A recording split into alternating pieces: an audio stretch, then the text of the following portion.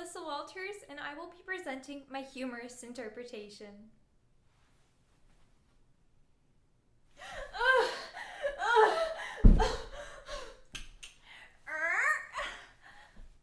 Kids, work, money, illness, my worry box. I have this theory that people possess a certain capacity for worry, no more no less. It's as though a person has a box they fill with worries. When one worry disappears, whoosh, they immediately replace it with another.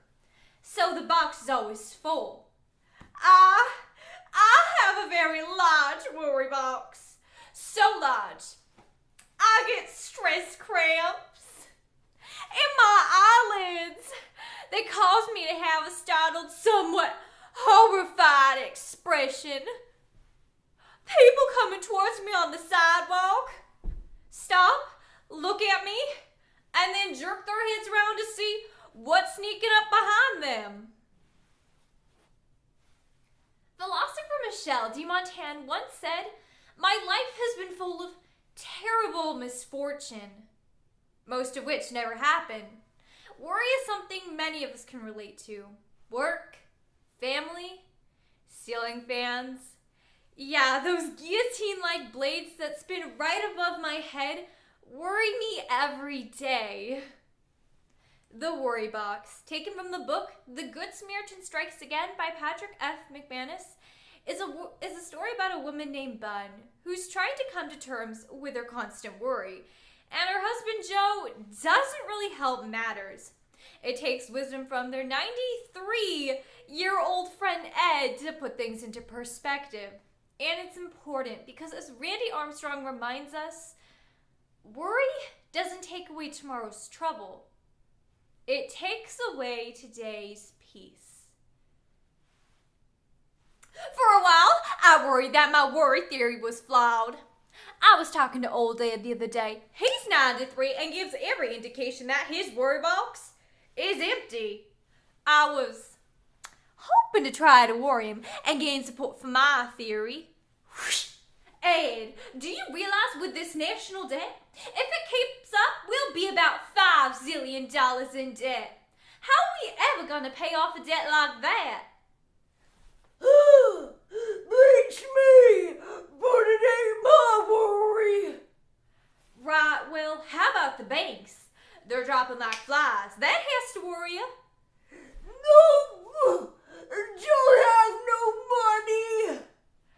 Right, well, here's a good one. Pollution is eating a hole away in the ozone layers, and in about 25 years... Okay, forget that worry.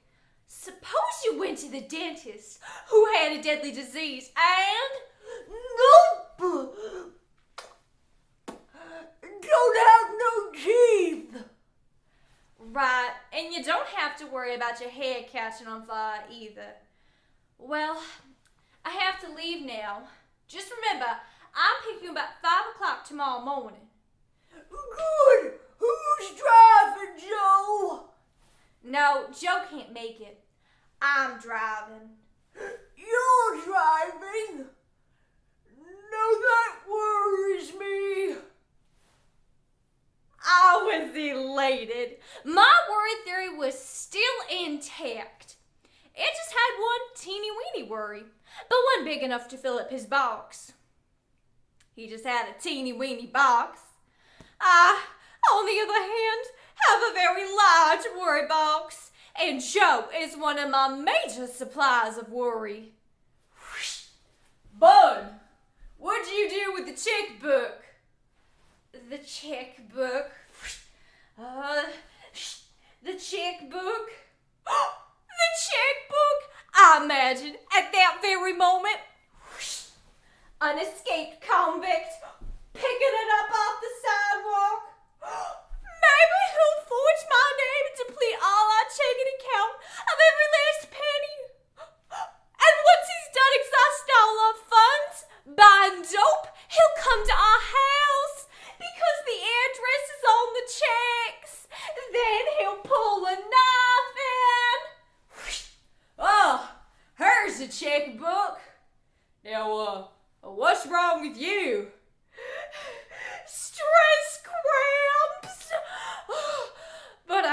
That's one less worry for me. So I boot that worry out of my worry box. Bring, bring. At least until the phone rings.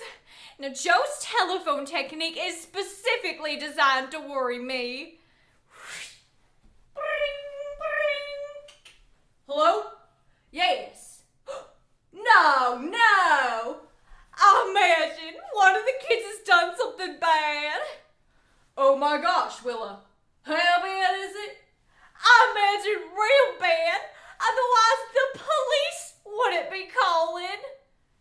You just never expect these things to happen to you. I do. Well, when can we see him? Only during visiting hours, where he'll be wearing a full-on body cast. Or an orange jumpsuit. So, Joe, what's a terrible emergency? Terrible emergency? Ernie's garage. Ernie said he fixed the car's oil leak with a 35-cent part. Isn't that amazing? By the way, Ernie says he wants to talk to me about something. Oh, just a 35-cent part. Just a 35-cent part. Ernie, the mechanic, wants to talk to him.